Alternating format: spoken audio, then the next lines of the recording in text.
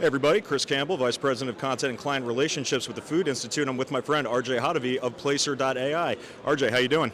Doing well. Thanks, Chris. Having fun here at NRA 2025? Always a blast at the show. So I know you've had an opportunity to walk the floor a little bit. What can you tell us about what you're hearing from operators and suppliers, everyone across the board while you're walking around today? And it's interesting because having been at the show probably the last 12, 13, 14, 15 years, it's always about driving traffic and do it in a cost-effective way. But it feels like it's even more pronounced this year. Above all, a lot of uncertainty in the market right now, a lot of questions about tariffs and consumer behavior and potential inflation. And so I think it really is kind of cautious optimism. Hey, we're doing a lot of things right, but we need to do it more effective. I think there's a lot of focus on maybe new product. There's been a lot of focus on value last year. And I think we're seeing a little bit of a pivot. Maybe we're going to try a new product, a new beverage, or something to drive traffic, a little bit more excitement.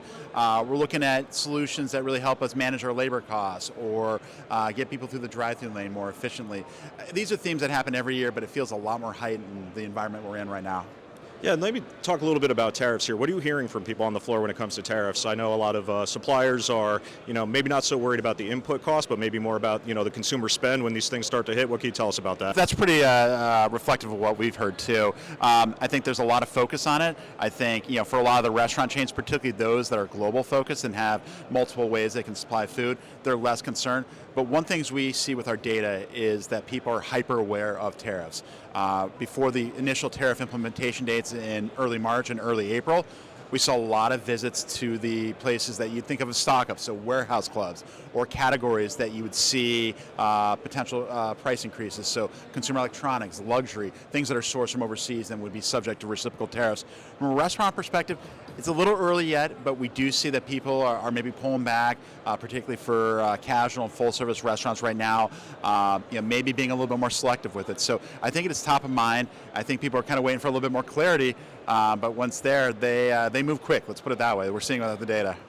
Yeah, let's talk a little bit maybe about automation, robotics, technology like that might be able to help in the back of house. What are you kind of seeing on the floor this year when it comes to those kinds of technologies? Yeah, it's interesting because we're seeing a little bit less focus on maybe robotic waiters and things like that may be a little bit more distance. And I think a little bit more software that can tie into the actual kitchen, things like the KDS systems, things like order platforms, labor management. I feel like it's a little bit more on the cost side, less so on kind of the consumer-facing side. And I think that's right. I think this is where you need to focus right now. It's obviously the last couple of years it's gotten more expensive to operate a restaurant, whether that be food costs, whether that be labor costs, whether that be rent, utilities. Pretty much every cost center within a restaurant has gone up the last couple of years. And so I think there's a lot of interesting solutions on that front to really help chains streamline that. And so I think there's a little bit more focus. Those booths that really have those solutions that can make, I can save you this much money this year are the ones that are seeing the most traffic. Yeah, and I think that all drives down into bottom line efficiency, right?